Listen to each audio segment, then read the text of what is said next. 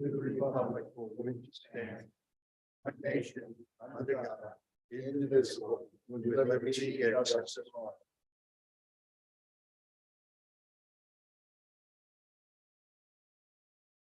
Greetings, everyone. Greetings, everyone. I hope that today finds you and your loved ones healthy and well. As we embark on the journey to celebrate Palm Desert's 50th anniversary, I've been reflecting on the change in progress, and particularly so this week. I'm grateful to previous leaders who set us on the path where we can successfully navigate today's challenges. Many of us feel this gratitude driving across Dick Kelly Bridge, remembering what it was like when Portola Avenue would be inaccessible after the rain, and we can now cross it safely. I'm grateful for technology that allows us to convene and share remote access with our residents who are unable to be here physically. Our meetings are accessible to working residents who cannot watch until another time and still be aware of how hard our city works for them. The same technology allows us to record these meetings so that we can conserve these conversations while simultaneously conserve public health. I'm filled with gratitude and optimism as I look ahead to a future with our Cal State Palm Desert, recalling that I was a 5th grade student when I first heard about the plan for our own campus. I'm grateful for the commitment from Palm Desert and the neighboring cities who have invested in education. With those thoughts in mind, I ask that you all reflect with me on the way that Palm Desert continues to be committed to public safety, public health, and education. As we continue on our road to November 26th, we will have many opportunities to highlight the many ways in which Palm Desert is a shining example, not only in our Coachella Valley, but in Riverside County and across the state. Thank you. And thank you for those inspirational remarks. We have no report from closed session. We do have 2 presentations. The first is from our Riverside County Transportation Commission Deputy Executive Director, Aaron Hake, and we are very excited to hear of progress on the Coachella Valley Rail project. Thank you, Mayor. Thank you, Council. And if I may, Mayor Pro Tem, continue your theme of gratitude and optimism with this presentation and the discussion about bringing rail service, daily rail service to the Coachella Valley. In your words of inspiration, I heard you pay homage to some of the things that have been created here that were the vision of people and leaders who came before. And one that I would like to mention as I start talking about Coachella Valley Rail is an elected official from Cathedral City who has sadly left us, but his name was Greg Pettis.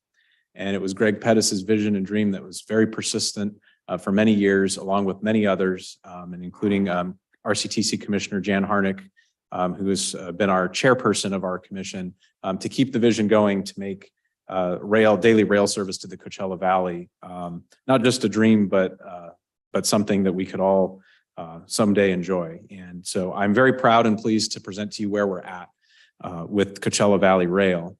Now, we are embarking on a transformational journey. I was thinking about this presentation on the drive in here and speaking to you all. And, we all strive to be exceptional in our public service and the things we try to do here. And exceptionalism is great, but we are an exception in a way that I don't like, in that we are the largest region of our size and population that does not have daily intercity rail service in the United States. And we are trying to change that. We are hoping to bring intercity daily rail service here from Los Angeles, connecting through Orange County, San Bernardino County, and here into the heart of Riverside County in the Coachella Valley. We're looking for it as an opportunity to increase access to our economy, both for people here in the Valley, but also for those in other parts of Riverside County and the Inland Empire and throughout Southern California, so that this is a more accessible place without having to get on I-10. I mean, imagine that we could do that. There is no alternative today to driving that route on Interstate 10. And you all know during peak season, that can be particularly challenging, or all it takes is a storm. All it takes is an accident. And that's a problem. We don't have redundancy in the system, and we're trying to change that so that this is a more accessible place for everybody, no matter what time of the year it is. We're also looking for a mode of transportation that is more sustainable, that contributes to all of our efforts to combat climate change and to provide a cleaner and greener alternative to transportation. And besides, who would rather, sit in traffic versus lean back, sit back, have a snack in the snack car, and relax for that trip. So, what is it? It's a 144-mile route from LA to Coachella at the terminus, traversing a region of over 24 million people. Here in the Inland Empire, we're almost at 5 million people, so it will serve a significant market. We're looking at proposed 9 stations and a runtime of approximately 3 hours and 15 minutes. Now, that's important because we want this service to be competitive with driving a car. We know that there are many communities who would like to have a station. We can't do that to keep the train moving along the tracks. So we want to make sure that we're providing an efficient service that people will want to take and choose to opt out of the car for making that journey. We also want to note that this proposal has the 100% support of the Riverside County Transportation Commission, which is represented here by Commissioner Harnick. It's also Supervisor Perez, representing District 4 from the county. Every city in Riverside County is on this commission, and there is unanimous support for this project. I have to tell you that doesn't happen very often when we bring a project of this magnitude. There's sometimes some controversy or some people asking questions. This is one that the region is entirely behind. So what does it look like? Here's a map. So on the west, you see the terminus in LA Union Station. That's a transportation hub for all of Southern California. There's daily rail service that goes up and down the coast, north to south on the Pacific Surfliner. There's Metrolink trains going to all of the counties in Southern California, and eventually someday possibly high-speed rail, as well as the LA County Metropolitan Transit System that has several lines terminating there. So this can be another connection heading out to the Coachella Valley. We do plan to use the existing stop in Fullerton, the existing stop in downtown Riverside, and we're looking at new stations in San Bernardino County in the Redlands-Loma Linda area, a location to be identified later in consultation with our partners in that county. We're looking at a station in the San Gorgonio Pass area, again in consultation with our partners in that region, including tribal governments. And we're looking at a station in Mid-Valley in approximately this area, as well as a station in Indio and the termination point on the east end in the city of Coachella. So that's the vision right now. And I do want to note, as we're looking at this map, you'll see it kind of takes a turn north of Riverside in the city of Colton. We'll be operating on 2 different freight railroad tracks. West of Colton will be on the BNSF line, and east of Colton will be on the Union Pacific, which comes through this area. It's important to note that the entirety of this service will be on freight railroad tracks that are not owned by the public, and that is something that will have to be addressed in the future. So, to get to this point, we've done a lot of public outreach. To get to the environmental document that the commission certified in July, we had to do public outreach, receive comments. I'm happy to report that throughout that process, we received over 500 comments from the public, and over 80% of them were supportive of the project. The other 20% were mostly raising questions about the impacts on freight traffic. Would this be bringing more freight traffic through the region? As you know, that can be an issue in many communities. But there's overwhelming public support for this project based on what we've seen so far. We've held multiple briefings with stakeholders such as the city, tribal governments, other community groups, both virtual, and we continue to do that outreach by this presentation here today. And should we take the next steps, as I'll describe in a moment, we will be doing more outreach, and there'll be more opportunities for your constituents to engage.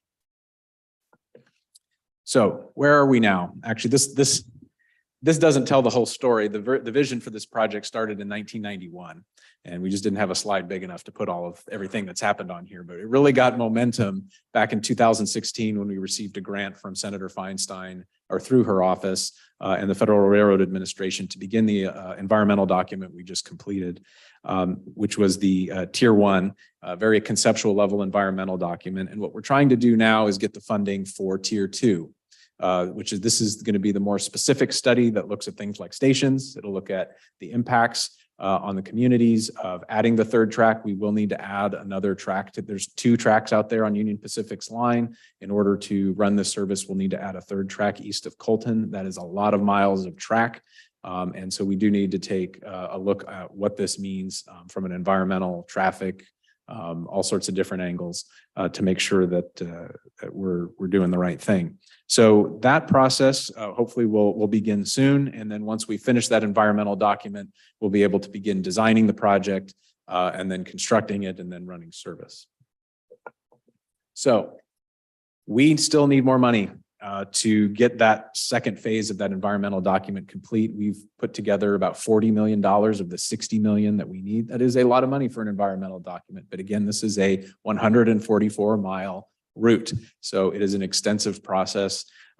We believe we need $60 million. We have put in a grant to the federal government for $20 million. We're hoping to hear in the next few months whether we got that $20 million from the U.S. Department of Transportation. I want to thank the city for providing a letter of support to the U.S. Department of Transportation for that grant, as you have on all of our other previous efforts. There is a lot of money in the Bipartisan Infrastructure Act that Congress passed and the president signed last year for rail, and we're hopeful to be receiving some of that money for this project. I'm also pleased to report that our entire congressional delegation from Riverside County, both sides of the aisle, both chambers, full support of the project. At RCTC, there is a special ad hoc committee of commissioners in support of this project from all parts of the county. There was a delegation that went to Washington, D.C. in September to rally support for the project. The California Transportation Secretary has been down to Riverside to meet with us about this project. Commissioner Harnick participated in a meeting with the CEO of Amtrak, who came to Los Angeles and wanted to speak specifically about this potential rail service. So we had an audience with the CEO of Amtrak to talk about that in August. And former mayor of LA, Antonio Villaraigosa, has been appointed as the governor's infrastructure advisor, and he has had multiple meetings with us, including a visit out here to the Coachella Valley, where we discussed the potential for this project to meet the governor's agenda. I also want to note that, especially recently, there has been a lot of media attention on this project. We've had media coverage from very local publications such as the CV Reporter all the way to National Public Radio and everything in between, wanting to talk about the potential for this rail service to come to the Coachella Valley. And we hope to continue that interest and are very grateful for those who have covered it.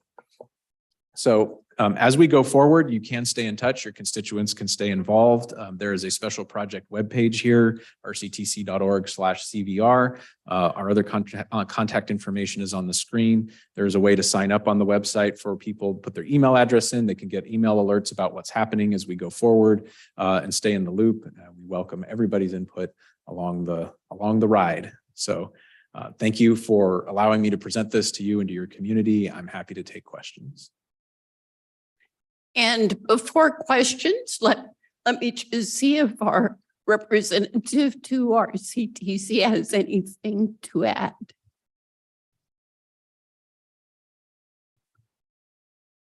Well, after Mr. Hake speaks, it's always hard to add anything because he's always so thorough. So thank you for that. It's exciting, and our community has been great every time we've asked for support. The community has shown support through letters, through emails, and we need to continue to do this. We can't slow down now. We really have to continue emphasizing how important this is. And I think one of the things that Aaron said at the beginning is we are the largest area geographically and population-wise that does in the United States that does not have daily commuter rail. And it's time we had it. So thank you for everybody's support thus far. And I know we'll be asking for more support as we go forward. Great. Yes, Councilmember Estande.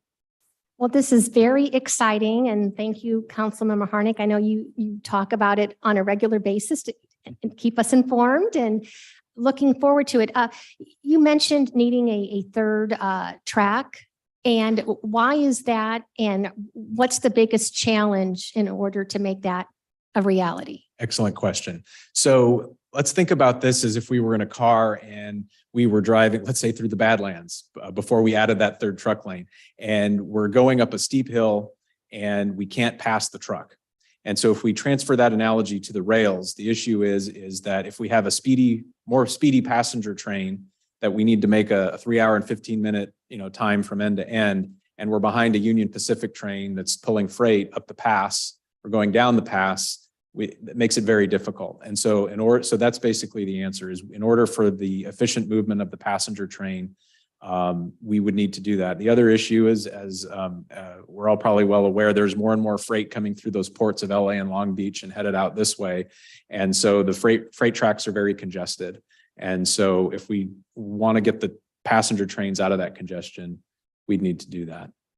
Thank you. You're welcome. Thank you. Yes, Mayor Pro Tem. Thank you, Madam Mayor. Thank you for your incredible presentation and all the work that you've been doing to get us to this point. I get a lot of questions from the community of when do we expect this? So if you have a magic 8-ball with fresh batteries and everything lines up perfectly, when do you think would be the soonest possible time that we could get this to fruition? Well, we want it as soon as possible. Reality is this tier 2 document, once we get the funding, which we hope is this year, the Federal Railroad Administration tells us they would like to have it done in 2 years. That part of it. However, we then need to design, construct, make sure we have the funding. The statement I've been making publicly is that 10 years is the most likely time horizon to consider right now. It's still too early to say exactly whether we're going to land on that or not. If there's a way to accelerate it, we will certainly find that way to do it. Thank you. We're hoping that it's an optimistic, swift 10 years. Likewise. Thank you. Councilmember Truby. Thank you. Excellent presentation. Thank you. Thank you. This may be getting ahead of ourselves. I know right now you're probably just dealing with infrastructure, but if this thing does go through and everything goes as planned, how many trips per day can we expect in the Coachella Valley? Times of day? I'm kind of concerned we're at the end of the line to some degree, and are we given short shrift as far as scheduling and making it convenient for our residents? Sure, great question. So the initial tier 1 environmental document looked at two round trips per day with the possibility of up to 5. It will all be based on what is the demand. And one of the things we want to do in this next tier of the environmental document is take a closer look at the demand and what type of scheduling. I'm going to tie my tongue here, but we want to run a service where people are going to get on it. And so we would need to look at the schedule from that standpoint to make sure that we're not running a train through an area when no one's going to get on it. That makes sense. So those are the types of details we need to dig into in this next phase. But that's the right question to be asking. Thank you. Thank you. I'm sure you've heard and will continue to hear as it's pertinent that we perceive Palm Desert would be an ideal location for a Mid-Valley stop, in large part because of the growing CSU campus. So I just had to say that. We hear you loud and clear, Mayor. Thank you. Thank you. Thank you. Frontier Communication has also asked to make a brief presentation about the status of some efforts on their part. Welcome. Thank you. For the public, please understand that including this presentation does not imply any city support for specific products. This is for information. Madam Mayor and Council, thank you so much for making the time for me to come and do this presentation today. In all my years when I was in office, I thought I had been in every city council chamber in Riverside, and I don't remember being in here before. And this is, I have to say, it's beautiful. So congratulations on that. When it comes to this presentation that we wanted to go through now, my goal is to do it very quickly. The deck I have I try to keep that part under 5 minutes for you. I don't want to answer questions you're not asking. But Madam Mayor, to your point, this is not a commercial. It is not meant to be a commercial at all. The primary purpose for my presentation today is to introduce myself to you. As Vice President of External Affairs for Frontier Communications, I was recruited to work for you. And they mean that rather seriously. And if we can, I guess I'm the one doing this. This is a quote that Frontier did not do. This is me. I said this. When I was recruited about a year ago to come to this position, I had a couple of demands or I wouldn't take the job. And one of them was for them to understand that while they might pay my salary, I would be working for you. I've spent enough time in office to know there are certain dynamics associated with what you do on your side of the dais. One of the things that I could not stand and I did not enjoy and do never want to experience again are all the times, all those years I was there, walking into church or walking into the grocery store or walking in everywhere and having a constituent come up to me and absolutely lambaste me for something. And I would have to say to them, I have no idea what you're talking about. And my goal here is the main reason for tonight and for this presentation is to try to once again introduce myself to you as your source, as your senior point of contact with Frontier Communications, as we're doing our coming build here with our fiber optic that I'm going to walk through here very briefly. And the purpose for that is that my goal is that you're never surprised, that you know what's going on. And if you don't, you know who to call. You'll have my cell phone number. Your city manager will have my cell phone number. You have my email. Prefer you don't put my cell phone number on your website if I prefer that if all possible. My role is to interact directly with you guys. And for the purpose of that, so that when something does come up, because things do, a constituent's going to ask you about something, you know who to come to. You're not going to get the runaround when it comes to that. So that's the purpose for this. And this is why I say this. And why I came back to Frontier. And that was simply said that in the middle of this build that they're doing, which is gargantuan, is nationwide, to bring fiber optic to the nation. They realized that if they're going to do something bigger than they've ever done before, they had better do a better job at that than they've ever done before. And that's part of what I am here to do and help with that going forward. I'm just going to handle the first three there. And basically what those are is on the first part of that is what we're bringing here is 100% fiber. This is not fiber that is going to start at a wire center and stop someplace outside the wire center and be copper the rest of the way. Problem with copper is copper tends to not get along well with wet. When it gets wet, it stops working and service is not as reliable. This is 100% fiber optic cabling all the way to the side of the customer's house. Second thing there is that whereas in the past with the copper and including our networks as well, is that the more folks who got on that, the slower it went. I read a study that it said the average number of devices that are in a home is about 23. And I kind of laughed at that. Then I got to thinking, so it's just my wife, myself, and our cat in our house. And the cat doesn't use any devices that I know of. But beyond that, I started counting. Well, I've got 3 computers on my desk. She's got a computer on her desk. There's the TVs, there's the phones. Actually, I was up to about 13 or 15 devices with just the 2 of us in our house. If I was on copper, the more of those things that were being used at the same time, the slower it would go. So what we're trying to bring to your community is more reliable service that does not bog down and speeds that are pretty gargantuan. The third thing there is high speed. Oh, did I do that? Thanks. I appreciate. I'm glad it wasn't me. The third thing here is the high speed internet Frontier is bringing is up to 2 gigs of speed. This is 2 gigs up and down. We're offering 3 levels: 500 over 500. 1 gig over a gig or 2 gigs over a gig. And this means that it's not 500 megs of speed down and 5 up. This is 5 up and down. So it avoids the pixelation that you would find in your TVs and when you're doing your Zoom calls and those kinds of things. And then for those who want to do a gig, great. And whoever needs 2 gigs, I don't need 2 gigs. But for those who might need 2 gigs, that's going to be offered for you as well. Once again, this is a brief slide to explain. It goes all the way from the wire center and all the way to the side of the house, and every bit of that is fiber all the way. And so you'll see some hubs, and then these terminals you won't see because they're underground, and then all the way to the side of the house. And that's basically how it works. What's nice about this is it's one and done. Once we're done with this build, we don't have to come back and do it again. At some point, the customers are going to say, 2 gigs were also yesterday. We need 5 gigs now. And so all we have to do is basically change a light or a card in the wire center, and now you've got 5 gigs. And we can keep doing that and keep doing that. We don't have to come back in again and rebuild the whole infrastructure. So this is the infrastructure of the future. what we try to do is be very communicative with your constituents, because there is a build, and in some of those cases, there are holes that are going to be and things. And so we want to communicate with folks in such a way that they know it's coming. So they're not walking out in the morning with their coffee to pick up their paper, and there's this construction in front of them. They didn't know what it was about. And so there are certain programs within the process of getting the permits that demand for us to make sure that we're doing our best to communicate.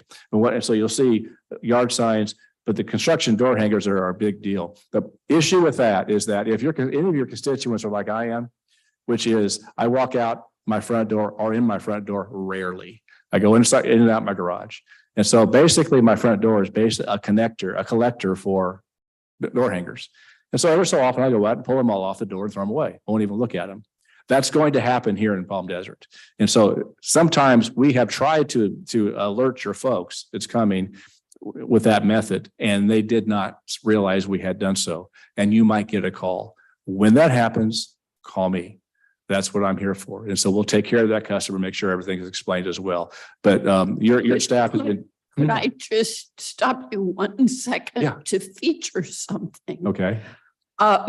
We strongly discourage door hangers. Oh, well, we won't do it. because- Time out. Because so many of our residents are part-time, and a door hanger can be a sign Okay. to criminals that nobody's home Okay. if it stays there too long. So particularly because we are a community with many part-time residents, that's a key issue. So I'll just feature that. Please continue. That is exceptionally good information and such. And so we absolutely will be working that with your team to see to it that that does not happen at all. So Sean, you take the notes for that. And so, but we have several other ways to notify folks that aren't going to be attractive nuisances, if you will, to folks who would take advantage of that. The whole purpose for this is however we do it, we want to communicate what we're doing to your folks so there's no surprises. But when there are, that's when you call me, or you have your city manager call me as well. This is a map of what are doing, and you'll see there the blue area is the city limits there.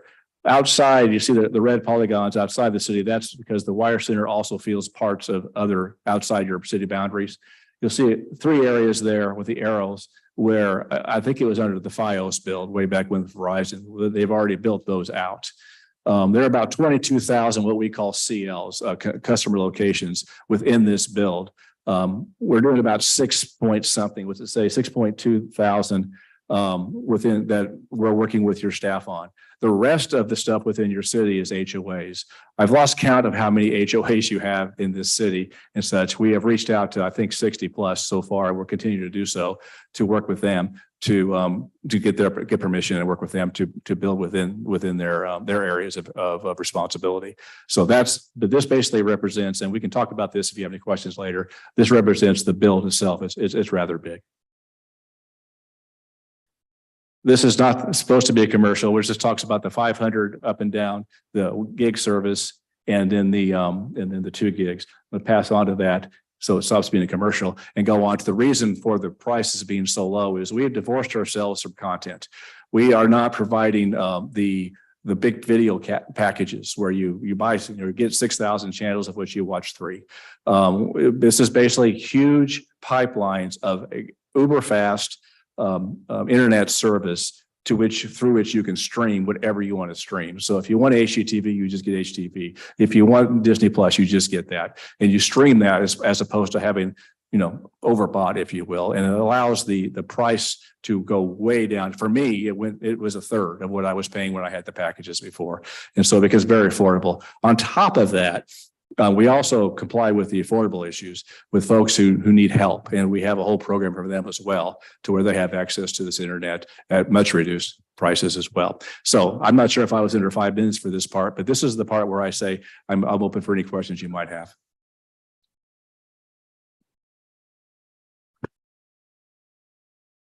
I was going to say I can't be that thorough. Councilmember Harnick. Thank you. And I crossed off the door hangers comment I was going to make. And when you talk about that, because I I participate in the SoCal Transformation Program, which is deals with all of this, and ACP, the Affordable Connectivity Program. Is that what you were just Yes. talking about? Yes.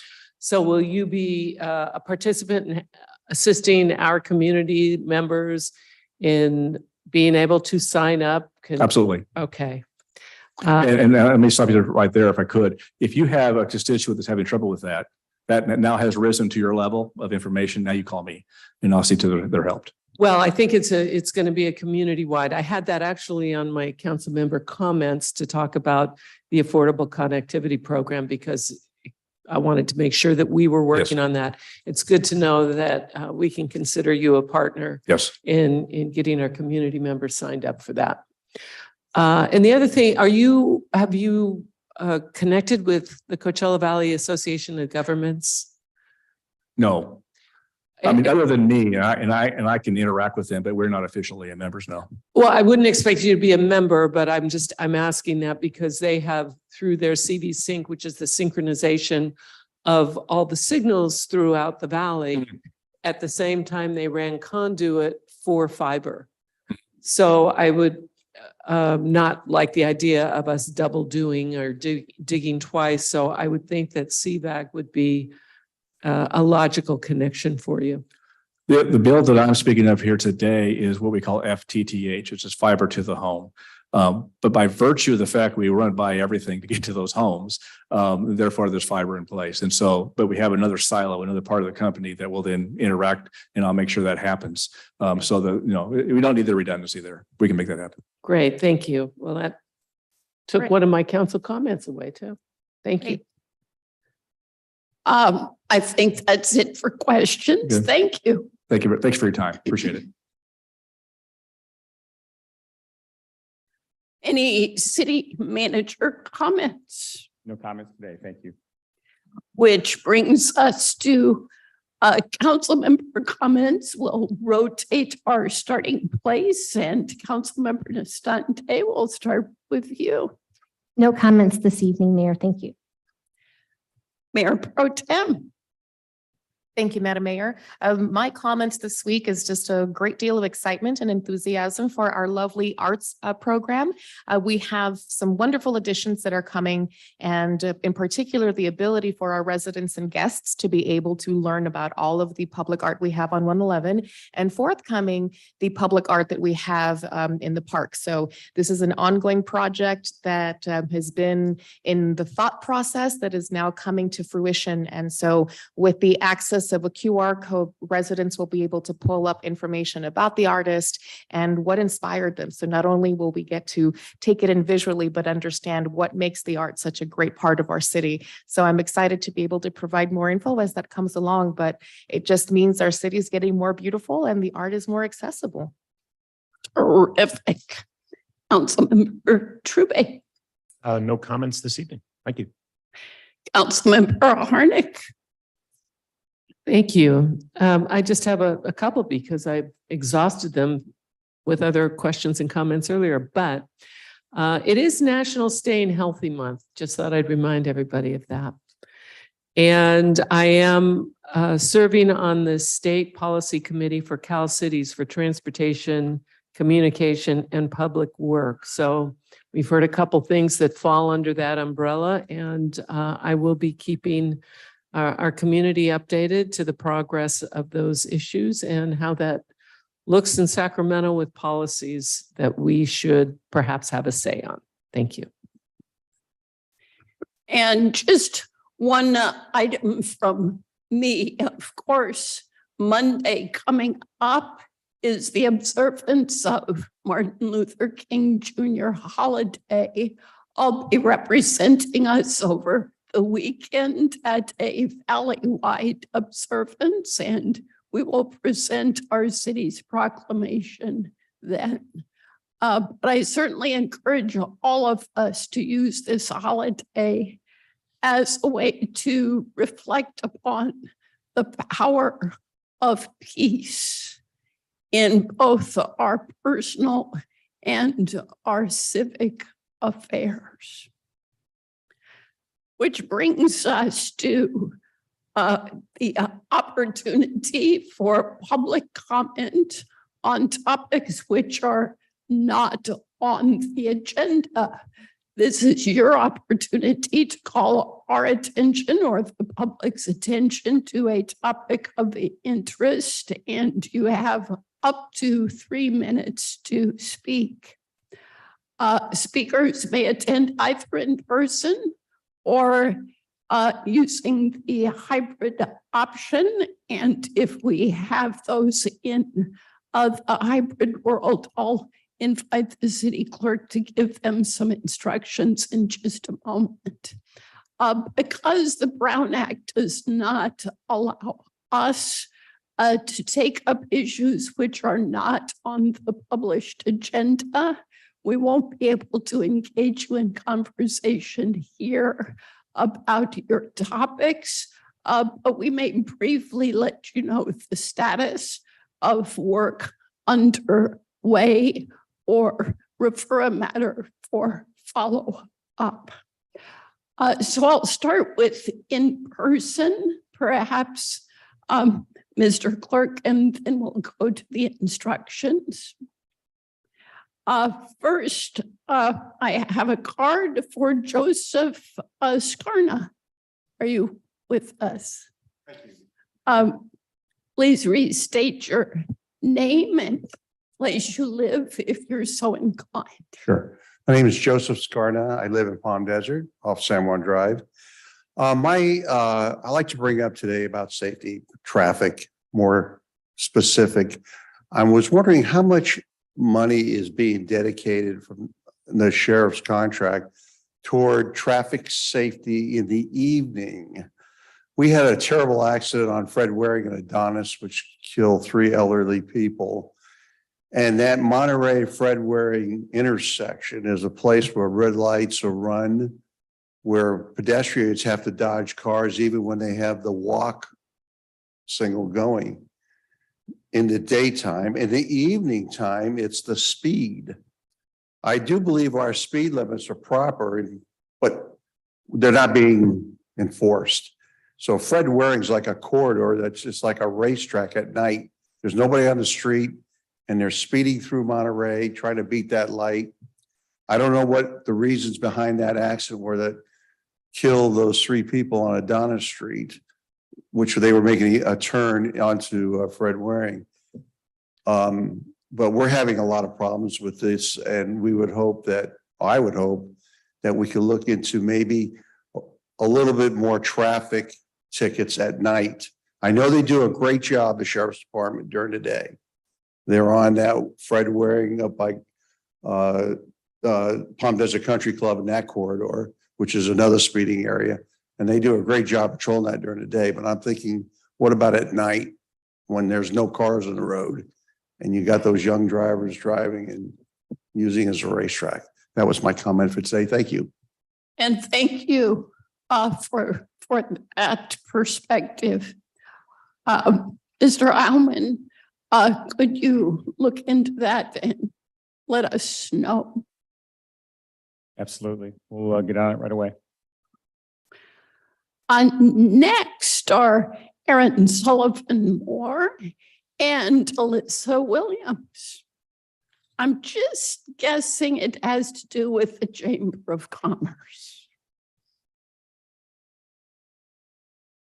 Good afternoon. Thank you so much for allowing us to speak before you today. I just wanted to formally, as the chair of the board for the Palm Desert Area Chamber of Commerce, to formally announce that Alyssa, who has been with the chamber since August and has been absolutely instrumental in helping us put on such amazing events as our recent POPs, but as of January 1st has been promoted to COO of our fabulous Chamber of Commerce.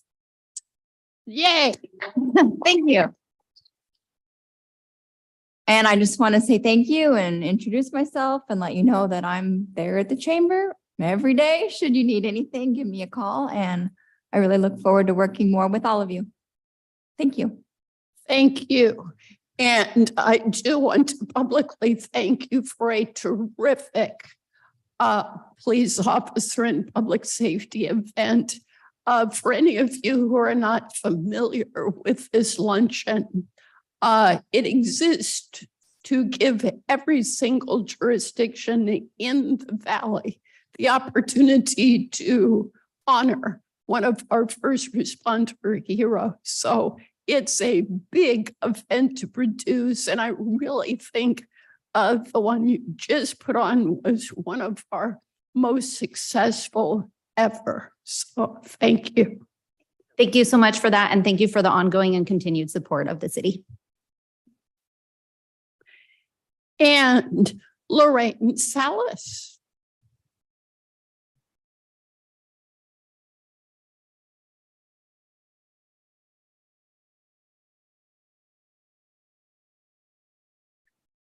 Please restate your name. Yes, my And- name is Lorraine Salas.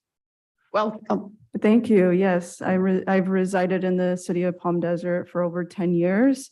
And I just want to say thank you, Mayor Kelly, for mentioning Martin Luther King Day. I think it's a very important day. It's been lessons all this week for in the classroom, me being a teacher. So I was actually wondering what events in the city were being held in honor of Dr. Martin Luther King. So, but what I came today to speak about, hopefully it's not, hopefully it's something I could speak on, or it's not on the agenda, is rent control in the city. So hopefully I could speak on that, or that's what I'm here today to speak about. Because Martin Luther King also not only fought for racial justice, but economic justice. And I like to say one of his famous quotes, which was, "This country has socialism for the rich and rugged individualism for the poor." And why I'm saying that is because when I first moved to the city, I started living in a studio that was $600. Today, that same studio is over $1,000. And since that time, the California state hourly wage has only increased $5 an hour. So I would like to say, I believe not only myself, but others out there are on edge with the high amount of cost of food and living. So I think it would be in the best interest of the city and its residents to consider rent control. And I'm hoping to come back in the future to speak during public comment, me and hopefully more residents to speak about this important issue of the rising costs of rent in the city. We also have right now, my landlord was just saying that for a 2-bedroom, 2-bath, the payment should be $2,200 a month. So I want everyone to think about what you pay in with your mortgage, and $2,200 for, I think it's way less than 1,000 square feet. So yeah, thank you again for this opportunity, and happy Martin Luther King Day. Thank you. Just so you know, the last item on the agenda today is a report from staff about the rent control landscape, how much of that is occupied by the state, and how that impacts the prerogatives of local jurisdictions. That was requested by the council. So if you're unable to state for that, that is part, the staff's report is part of the published agenda on the website. And to answer the question about MLK Jr. events, because he taught us about strength in community, it is our choice to strongly support valley-wide celebrations of this holiday. And the planning committee has decided to move from city to city each year. So this year, the celebrations and observances will happen in India, and I will be present to represent us. Anyone else present who did not complete a card, who wish to speak? Mr. Clerk? I'll provide the remarks for those who are on Zoom. For those on Zoom, if you want to participate in public comment, please click the raise hand button on your computer or smartphone. If you are joining the meeting by calling in on your phone, please dial *9 to raise your hand. And when called upon, press *6 to unmute yourself. Please keep your comments to no more than 3 minutes and begin by stating your full name for the record. And I do not see anyone raising their hand on Zoom, Madam Mayor. Thank you. Thank you all for your presence and participation. Which brings us to the consent calendar. Do any council members wish to remove items from consent? No wishes to remove, but I do choose to move forward or motion to move forward the balance of the consent calendar. Thank you. Do we have a second? I will second the motion. Thank you. Are we using the automated system tonight? Not quite yet, Madam Mayor. Okay. Then please take the vote. Councilmember Harnick, Yes. Councilmember Nestandi, Yes. Mayor Pro Tem Quintanilla, Aye. Councilmember Truby, Yes. Mayor Kelly. Yes. Motion passes 5-0. So we have no consent items held over. Our single item under the action calendar is a receive and file informational report as I just described. So Ms. Gonzalez, please walk us through that.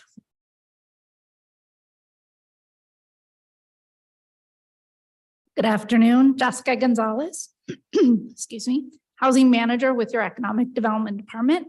Also with us to present today is virtually Brendan Kearns, our Special Counsel for the Palm Desert Housing Authority and the subject matter. Sorry.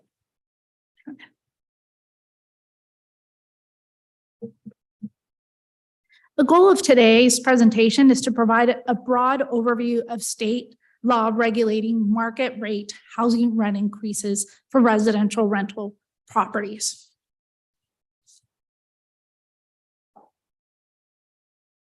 Oops, it went too fast, sorry. There we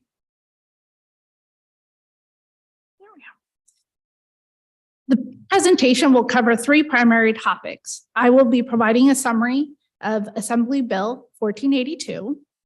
Brendan Kearns will join me to provide an overview of the Costa-Hawkins Rental Housing Act. And then you'll hear from me again on the local programs. To start, AB 1482, also known as the Tenant Protection Act of 2019. This legislation established 2 primary items of protections for renters across the state. The first one was capping annual rent increases.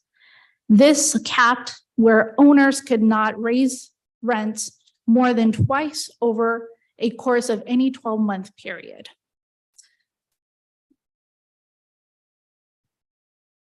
The second part was protection that it imposed was a just cause requirement. This required that an owner would not be able to evict tenants who occupied a property for 12 months or more. Just cause requirements would be ones you would expect, such as where the owner would demonstrate a non-payment of rent from the resident, subletting, or a breach of contract from the lease terms that was not cured. These provisions are to remain in effect only until January 1, 2030.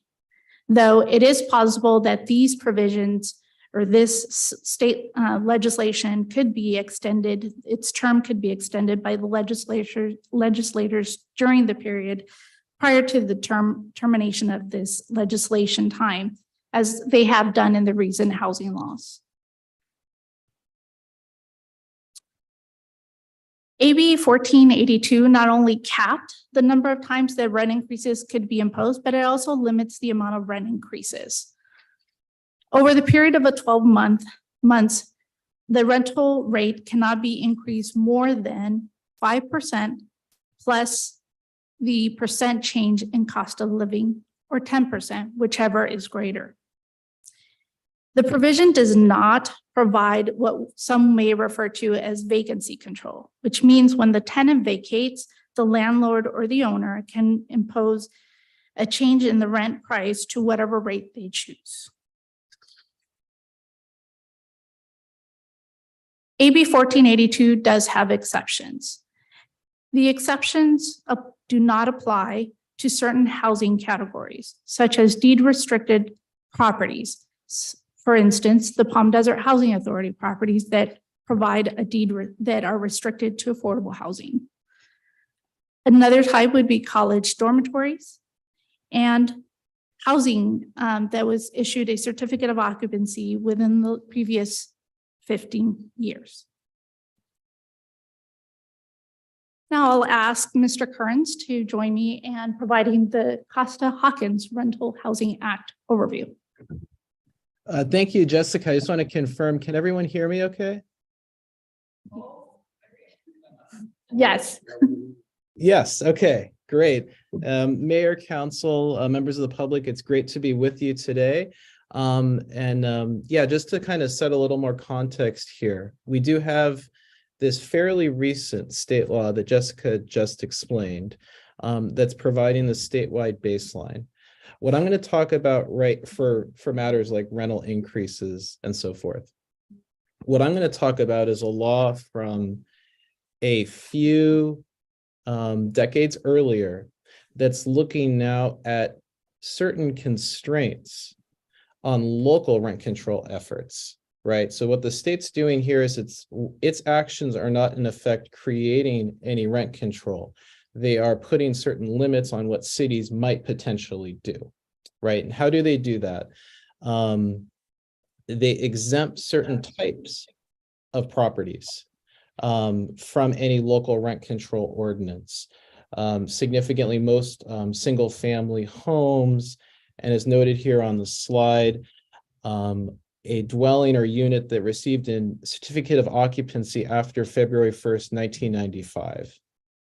And another really crucial component of the Costa-Hawkins Act is the same concept of vacancy decontrol that was also in AB 1482, where if there's a new tenant, they can be set at a market rate, right, the rent. So there are limits potentially on increases during a tenancy, but once there's a new tenant in there, it would revert back to market rate. The landlord or owner can charge with whatever a tenant would agree to, and that would start off the tenancy. Subsequent increases may then be limited depending on the local law. And so with these limitations in place, you know, not too many cities have opted to pursue rent control, certainly since 1995. There have been some recent cities that have made that plunge, Pasadena very recently. But for the vast majority of jurisdictions, there's been a reliance on state laws governing the landlord-tenant relationship and more recent developments like AB 1482. So a notable thing here is we do not in Palm Desert, of course, have any generally applicable rent control. Since the 1980s, the city has imposed rent control programs on 4 mobile home parks. They're listed here in the slide. Now, we thought to be comprehensive, it was worth noting this mobile home rent control.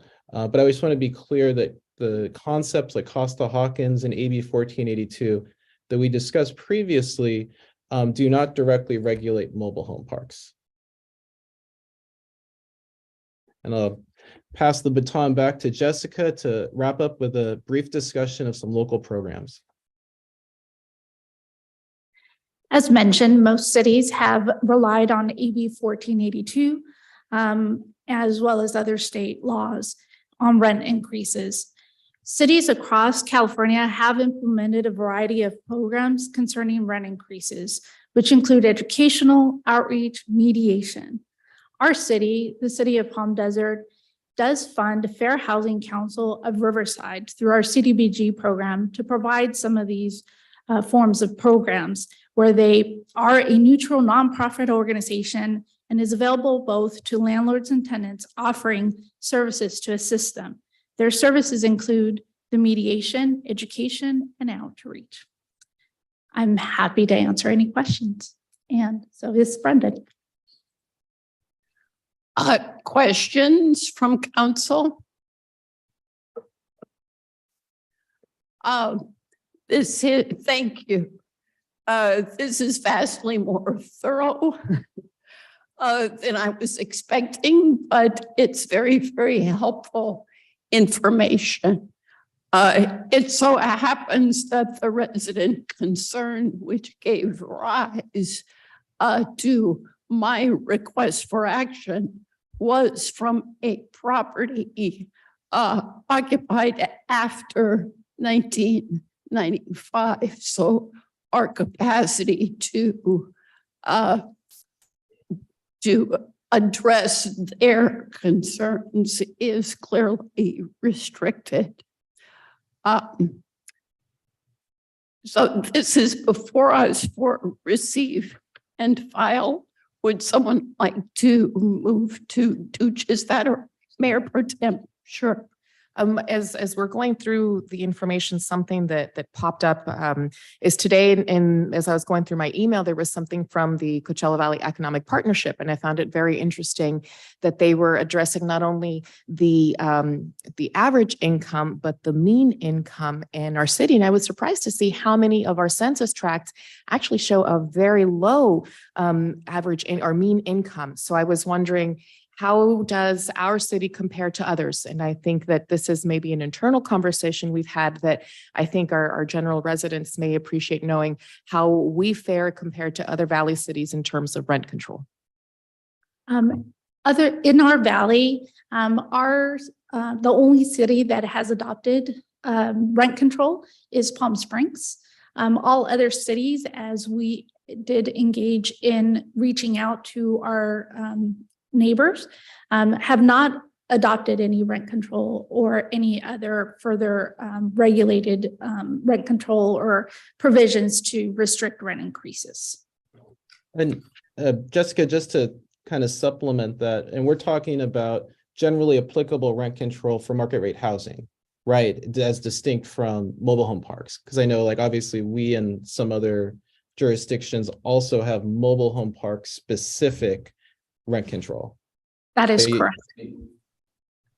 But aren't mobile home parks already under the control of housing and urban development? How does the city impact that? Our provision of, for instance, our city has a mobile home rent review ordinance. So we have provisions there that are regulated very different. They're already regulated with provisions that would govern those for mobile home parks. So there's a few other cities that have similar ordinances that they have passed for their mobile home parks, either only particular mobile homes within their jurisdiction or all mobile home parks of theirs. So that's how they're governed on the rent increases for the remaining neighbors. However, the rent control that I was speaking of related to Palm Springs, that's actual rent control for market rate rental communities, non-mobile home. Thank you so much. Mm-hmm. Would someone like to move to receive and file? We'll make a motion to receive and file. And is there a second? I will second. Please take the vote. Councilmember Truby, Yes. Councilmember Harnick, Yes. Councilmember Nistandy, Yes. Mayor Pro Tem Quintanilla, Aye. Mayor Kelly. Yes. Motion passes 5-0. And if I am not mistaken, that brings us to the conclusion of our agenda for this evening, there being no public hearings. So we are adjourned.